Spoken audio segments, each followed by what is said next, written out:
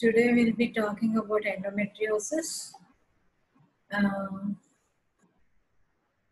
if you are not familiar, look at this picture, what it is showing. This is the endometrium, that is the lining of the uterine cavity.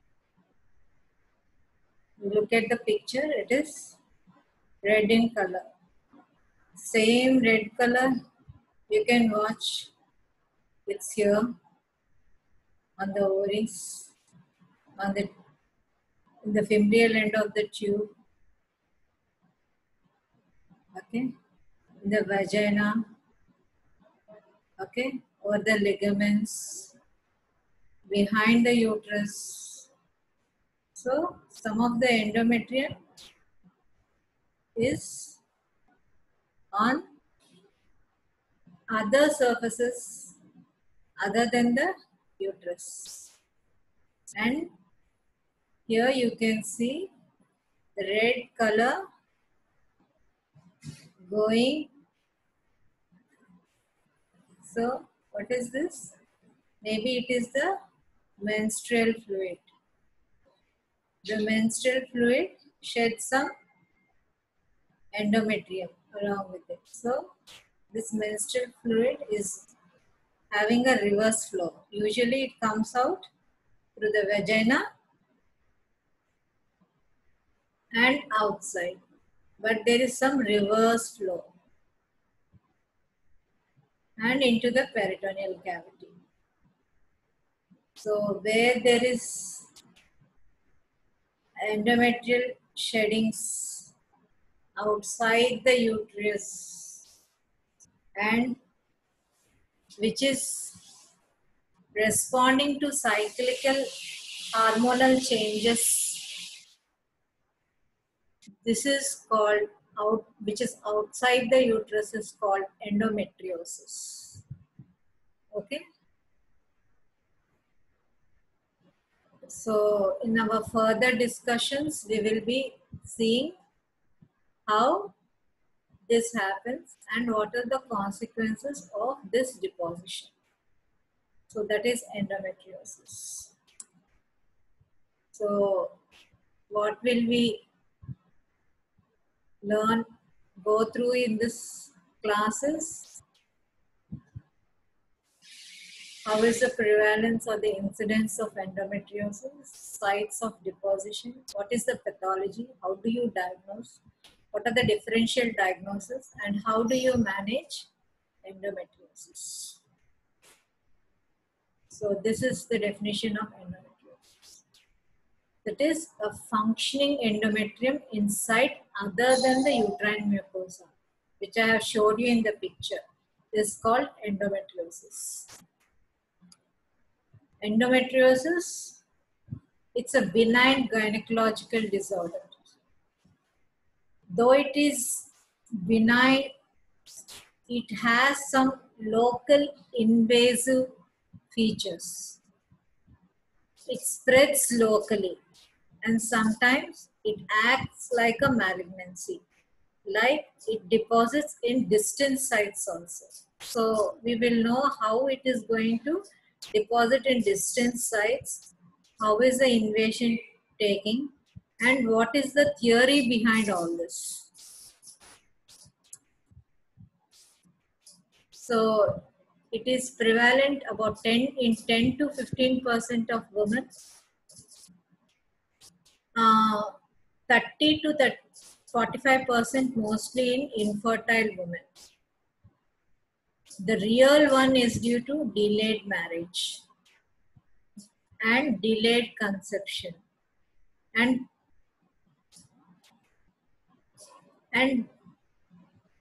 small family size. That is the real reason for we can see in endometriotic patients. And the apparent one is when we do mostly a diagnostic laparoscopy, we can find these endometriotic patches while doing a diagnostic laparoscopy in infertile patients or patients suffering for different reasons. What are the risk factors for endometriosis? As I told you, low parity. That means smaller family size, delayed childbearing. There is always a family history, not necessarily, but in the families, in first degree relatives, you can see history of endometriosis. Genital tract obstructions. So in genital tract obstructions where the outflow is not there, then it takes a reverse pattern. The genital tract obstruction can be congenital or iatrogenic. That means some congenital anomalies in the lower genital tract or due to some surgeries which causes stenosis or adhesions in the lower genital tract and so on. Endometrial toxins. These cause some mutations and mutation, like mostly the dioxins cause some mutations, and these also has some markers which cause endometriosis. Any peritoneal fluid abnormalities. So there are some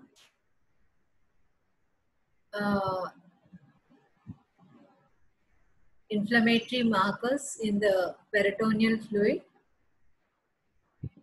or the serum of endometriotic patients. So the cause, the etiology, it is unclear and it is explained through some theories like retrograde menstruation, like I have explained you. It's called the Sampson's theory, coelomatic metaplasia theory, direct implantation theory, lymphatic and vascular theory, genetic and immunological factors, and environmental theory. Coelomic metaplasia theory, I think it is Mayer and Ehrenhoff's theory, and direct implantation or Albin's theory, vascular theories. So Sampson's theory of menstrual regurgitation and implantation or metastasis. So like I explained you, there is retrograde menstruation, either due to obstruction due to genital, lower genital tract. Endometrial fibers are transported to peritoneal cavity through tubes. I have shown you in the picture. Then these variable cell implants, they grow. Young girls with obstructive anomalies are often develop. Like I told you, it's congenital or iatrogenic. So you can see here, there is reverse flow into the peritoneum. The menstrual debris with endometrial stem cells, and they respond to ovarian hormones cyclically.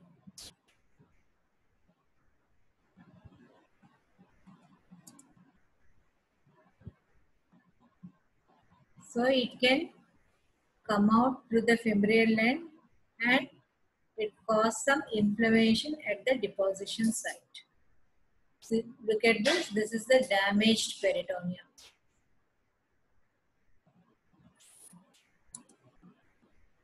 Coelomic metaplasia theory by Mayer and Ivanov.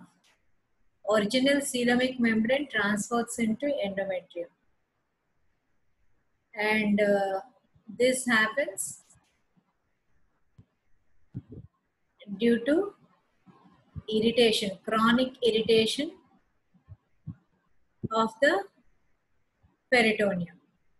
So it causes some coelomic metaplasia and explains endometriosis in ectopic sites. lymphatic and vascular metastasis theory.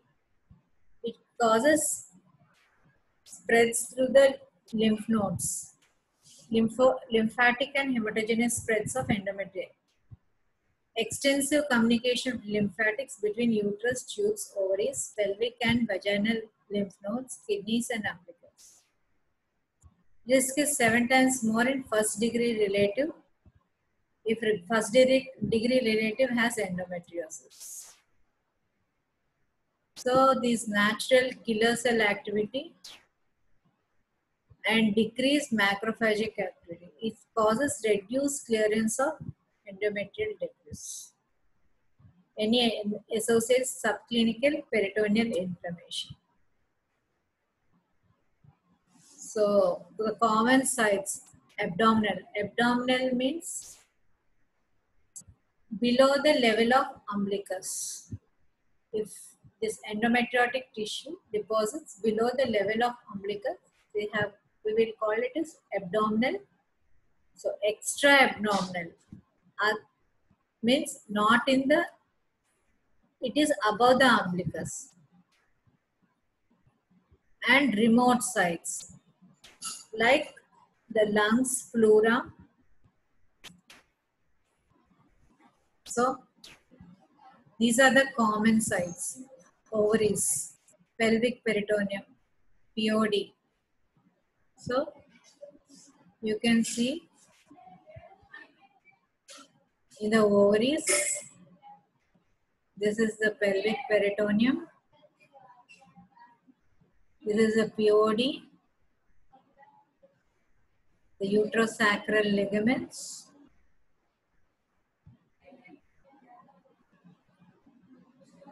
okay,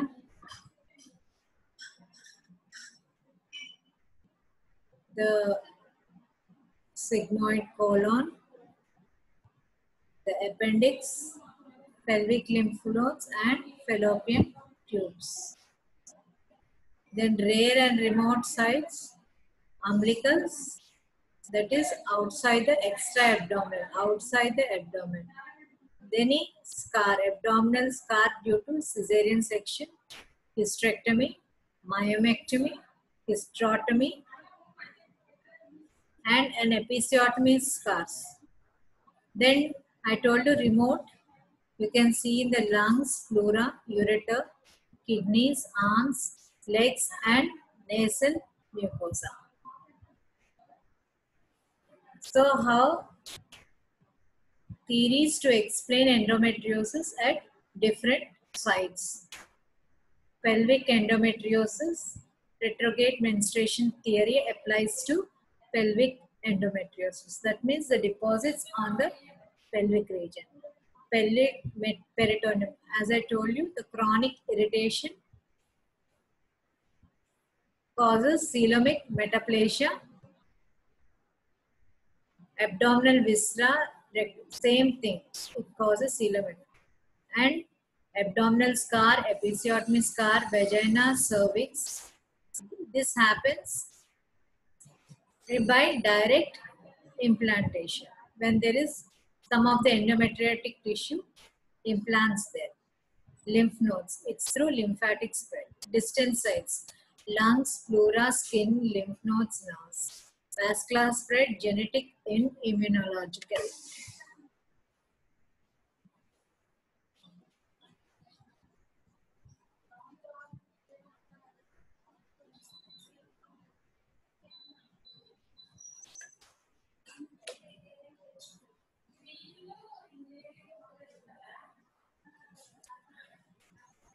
So what is the pathology behind endometriosis? There are 3 categories of endometriosis. Pelvic endometriosis may be localized or diffused and scattered over the pelvic peritoneum, the pouch of Douglas, and the uterosacral ligaments. The ovarian endometriosis or the chocolate cysts. Rectovaginal endometriosis, each category has a different mode of development. So let's see how the pathophysiology. So under the influence of hormones, wherever this ectopic endometrium deposits, outside the uterus thickens, breaks down and bleeds each month under the influence of the hormones. So how the endometrium inside the uterine cavity responds to these hormones? A similar way, the ectopic endometriotic tissue also responds. But this blood cannot exit the body. Like how the normal menstrual blood comes out through the vagina and comes outside the menstrual as menstruation. The endometrium in the ectopic sites, they cannot come. The blood that cannot exit. So this blood gets trapped and sometimes it forms cysts, scar tissue and adhesions, and this is the cause for infertility.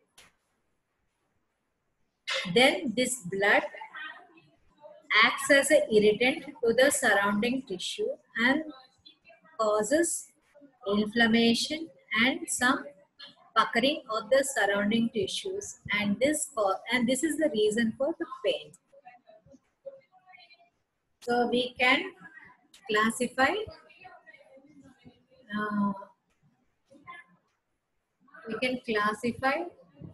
endometriosis as minimal, mild, moderate and severe. So this is American system of scoring. So what is stage? You can stage like this. Stage 1, the score is 1 to 5. That means all this staging we can do only by direct observation by laparoscopy or laparotomy. So small spots of endometriosis seen at laparoscopy, but they don't have any symptoms, no clinical symptoms. Then then the endometriosis is staged as minimal and given a score of 1 to 5. Stage 2, it is mild. The score is 6 to 10. It has scattered very superficial lesions. There is no scarring or retraction or adnexal adhesions. Mild score, it is 6 to 10. Then stage 3 is moderate and the score is 16 to 40. Contains endometriomas less than 2 centimeters in size, minimal peritubal and periovarian adhesions. Stage 4, it's severe. Score is above 40. Endometriomas exceed 2 centimeters, dense peritubal, periovarian adhesions restrict motility, thickened uterosacral ligaments, and there is also involvement of the bowel and bladder. The same staging we will see in a pictorial pattern. We'll look at this. So, Revised American Fertility Society classification of endometriosis of 19. The same thing I've explained, stage 1, stage 2, stage 3, more than 40, and it is a laparoscopic finding. So, peritoneal endometriosis, superficial and deep. Then ovarian endometriosis, right side superficial deep, left side superficial. Then the cul-de-sac or the POD, obliterations, partial, complete. Accordingly, if it is partial, you give a score of 4. If it is complete, it's score of 40. Then coming to the adhesions. So here also ovarian and tubal adhesions, and the score is given according to the whether it right side, the adhesions are either flimsy or dense, or left side whether it's flimsy or dense. So coming to peritoneal endometriosis, superficial, the size is less than 1 centimeter, the score is 1. 1 to 3 centimeters, the score is 2. More than 3 centimeters size, it is 4. If it is deep, less than 1 centimeter, score is 2. And 1 to 3 and more than 3. So 4 and 6 is the score. Then ovarian endometriosis, only if right side is involved. And if it is superficial, the score is 1. And if it is between 1 to 3 centimeters, the lesion is 1 to 3 centimeters, then it is 2. The score is 2. If it is more than 3 centimeters, the score is 4. If it is deep, the penetration of the lesion is deep, then but the size is less than 1 centimeter, it is 4. If it is between 1 to 3 centimeters, 16, and if it is more than 3 centimeters, it is 20. So left side also in a similar way. If only right side is involved and left side not involved, then the score comes under, like if right side is involved and if it is superficial, the score is 4, 6 and 1. So it is comes under mild. But if it is 20, 16, it is 36 and 40. It comes under moderate. But if both superficial and deep, it comes under severe. So posterior cul-de-sac, how? If it is partially closed, if it is partially obliterated, then the score is given as 4. But if it is completely obliterated, then it comes under 40. Then ovarian adhesions. If less than 1/3 closure, again it's a right and left. According to that, the score is given. So pictorially we can see, okay, stage 1 minimal.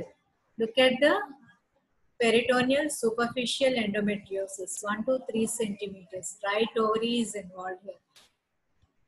It is minimal, less than 1 centimeters, and adhesions are 1/3. Okay, filmy adhesions, it is 1/3. Stage 2, here also you can see mild endometriosis because the score is 4. Peritoneum deep endometriosis more than 3 centimeters, 6. Right ovary is involved, left ovary is involved. Superficial flimsy adhesions, superficial endometriosis on the left side. No adhesions here. You can see adhesions here. So the score is 9. Then moderate. Here there is deep endometriosis more than 6. Then the cul-de-sac obliteration is there, partial obliteration. The score is 4. Left ovary, deep endometriosis more than 1 to 3, between 1 to 3 centimeters, 16. So stage 3 moderate. The right tube, right ovary, left tube, left ovary. Here also the score is 29. It comes under. Then here you can see the severe case. This adhesions are more. The dense adhesions are there, and almost it is like deep. The left ovary and left tube are involved, and the peritoneum. This is very severe. Dense adhesions, right ovary, left tube. Right tube is not involved, left tube is involved. All this cul-de-sac obliterated completely. It's 40. So there are some limitations for American fertility scoring during staging. If you have to get this score, it is only done laparoscopically, or I told you either by direct observation while doing a laparotomy. So the individual who is doing the laparoscopy or conducting the laparotomy, there is variation in the observation. So there is inter-observer and intra-observer variation. There might not be any correlation between the extent of the disease and the degree of symptoms. So there can be extensive disease, but the depth is less. The pain is, the symptoms is more in patients with deep endometriosis. So, staging has not been correlated with fertility outcome. Staging has not been correlated and optimum mode of therapy. So, what is differential diagnosis which mimic like endometriosis? So, same chronic pelvic inflammatory disease. It closely mimics endometriosis in its symptoms and signs. Both the conditions produce pelvic pain, congestive dysmenorrhea, menorrhagia, and sterility. Uterine myomas. So, any ovarian cyst, endometriotic cyst, chocolate cyst can mimic uterine myomas. Malignant ovarian tumor, rectal carcinoma. There is pain and bleeding. Ruptured ectopic pregnancy, when there is sudden bleeding into the cyst. It mimics a ruptured ectopic pelvic. Chronic pelvic congestion syndrome. Complications. The complications of endocrinopathy, endocrinal disturbances, luteal phase defects, chronic anovulation. So all this can happen. Then the rupture of a chocolate cyst can present with acute abdominal infections, obstructive features. Because of adhesions, there will be partial or complete adhesions. Some of the ovarian endometriomas, there is chance of malignancy. How do you diagnose? As with any other condition, here also proper history taking, pelvic findings, speculum examination, a bimanual examination, and investigations. So in history, you take the history of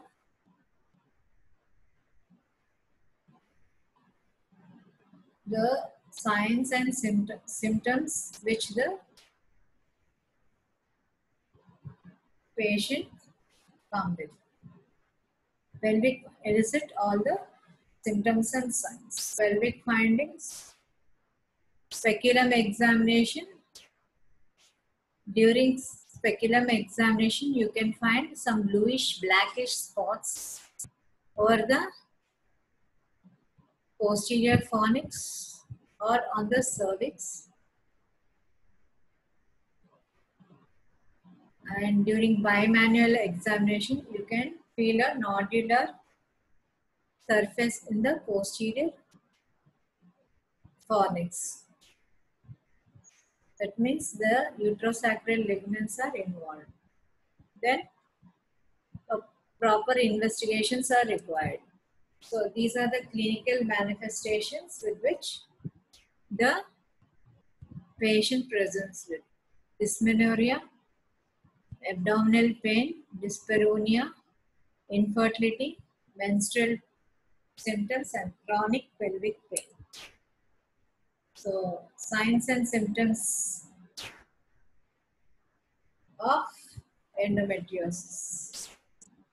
Heavy or irregular instant pain during or after intercourse, that is dyspareunia, reduced fertility, bowel problems, dysuria, dysesthesia, abdominal pain, pain in other parts of the body. So, coming to pain, this is the classical triad of endometriosis: dysmenorrhea, dyspnea, deep-seated pelvic pain. The pain commences before the onset of menses, continues throughout the menstrual period, and also after menstruation, and has a cyclic nature. Previously, it is called triple dysmenorrhea. Deep dyspareunia due to stretching of the involved tissue during intercourse. And because of adhesions and there is involvement of uterosacral and rectovaginal septum, the uterus get fixed and it is immobile. Dysuria and in extragenital dysuria, if there is urinary involvement, ureter involvement. Dysphagia is what is this is difficult defecation because of the rectal involvement. So the pattern of bleeding may include premenstrual spotting, polymenorrhea, and menometrorrhagia, or sometimes menorrhagia. Then infertility, present in majority of women with endometriosis, advanced diseases because of adhesions, fixity, and structural damage to tubes and impaired tubo-ovarian. Then ovarian problems also. As I told you, if ovary is involved, anovulation, this is the hormonal causes. Luteinized unruptured follicle, oocyte measure. Tubal problems, altered tubal motility or ovum pickup. Peritoneal factors, intraperitoneal inflammation. Sperm problems. There is phagocytosis by macrophages. Large macrophages are released in the endometriotic patches. Inactivation by antibodies. Endometrium LPD implantation defects. That is the fertilized egg. Because of these hormonal things, the implantation doesn't occur. So, in extrapelvic endometriosis can present with cyclical rectal bleeding or hematuria. Cyclical means like when the menstrual period occurs, and the similar timings you can notice this rectal bleeding and hematuria. What is hematuria? It is bleeding, blood-stained urine. Scar endometriosis, wherever I told you the abdominal scar, like after cesarean section or hysterectomy, hysterotomy or myomectomy. So that scar also it responds to some hormones, cyclic and plain, and bleeding at the scar site. Then umbilical endometriosis, present as umbilical mass with cyclical pain. Pulmonary endometriosis, cyclical hemoptysis and hemothorax also can be.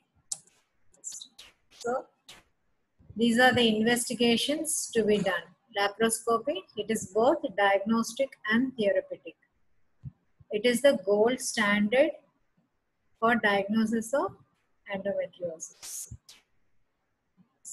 CA 125, it is one of the tumor markers.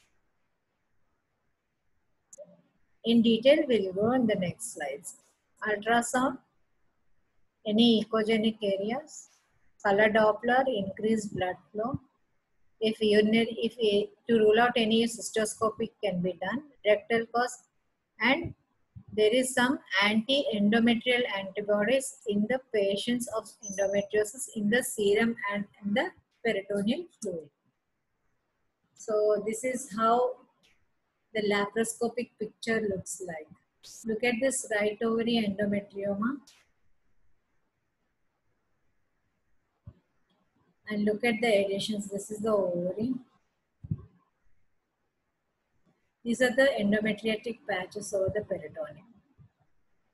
So during laparoscopy, entire pelvis is examined in clockwise or counterclockwise.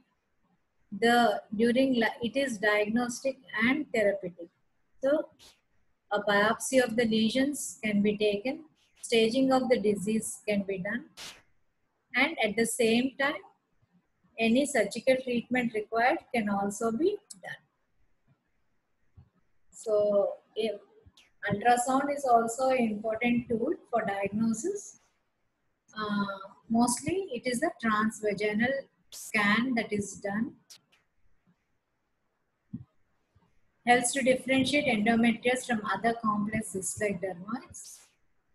Endometrial cysts, low-level internal occurs with posterior acoustic and ground glass appearance. Whether if it is a dermoid, it shows posterior acoustic shadowing, presence of bone and teeth in the cyst, presence of neural nodule, and pins and needle. That is a dermoid. So CA125. What is CA125? I told you it's a tumor marker. It's a glycoprotein and cell surface antigen. It is raised more than 35 units per ml in 80% cases of endometriosis. But the CA125 is also raised in other conditions like abdominal tuberculosis, PID, malignant epithelial ovarian tumors, chronic liver diseases, and 2% of normal women, especially during menstruation. So raised level of CA125 indicates either persistence or recurrence of the disease in the follow-up.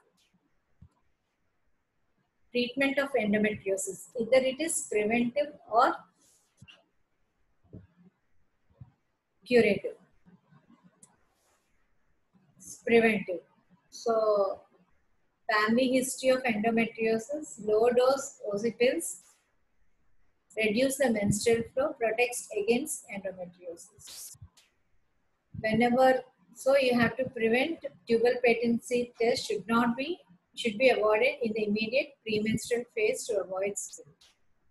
And any genital tract surgery should be scheduled in the post-menstrual period. Married women with family history of endometriosis are encouraged not to delay their first conception. Treatment options. So there is expectant management, medical therapy, surgery, and both combined. So when you come for expectant treatment, you have to have a case selection. So this type of cases can only be selected for expectant treatment. Minimal endometriosis with no. So the category comes under minimal. No other abnormal pelvic fat. Unmarried, young married who are ready to start family, and those who are approaching menopause. So hormones used in endometriosis, combined OC pills, progesterones. The progesterones used are medroxyprogesterone for 6 to 9 months. What is the mechanism? It causes pseudo pregnancy, that is no menstruation, and the endometriosis is suppressed. So oral medrox 6 to 9 months. All these treatments are less than 1 year. And Mirena IUCD can be used for 5 years. Danazol, it causes menopausal symptoms. 400 is orally in 4 divided doses, 6 to 9 months. Then GnRH analogs, leuprolide, triptorelin for 6 months. Looks like a medical. That means the ovaries are, what is oophorectomy? The ovaries are removed. It helps in a similar way. These are the other medications used in treatment of endometriosis, surgical management.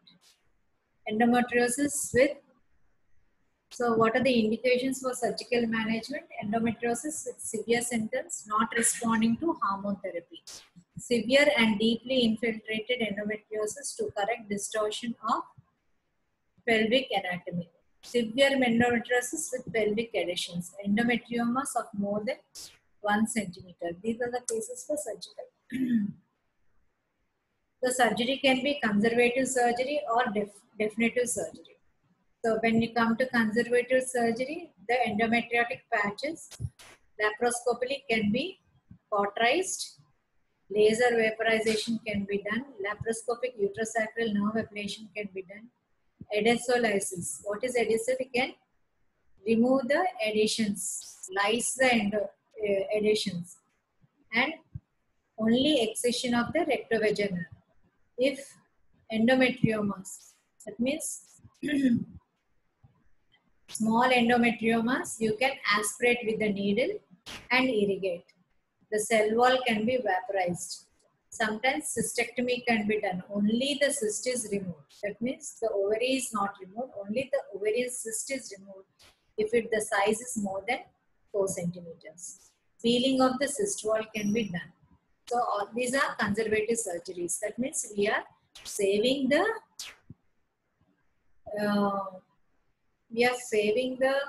ovary and the uterus. Definitive surgery, either it can be done by laparoscopy or laparotomy. Here there is hysterectomy, removal of the uterus with bilateral salpingo oophorectomy. Both the ovaries and tubes on both the sides are removed.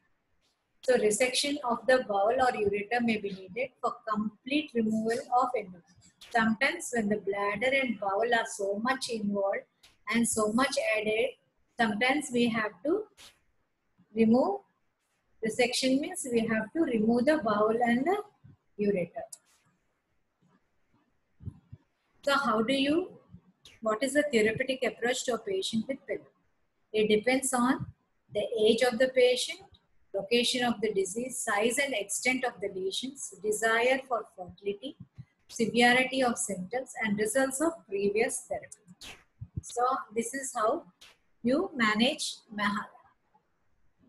This is the management of endometriosis.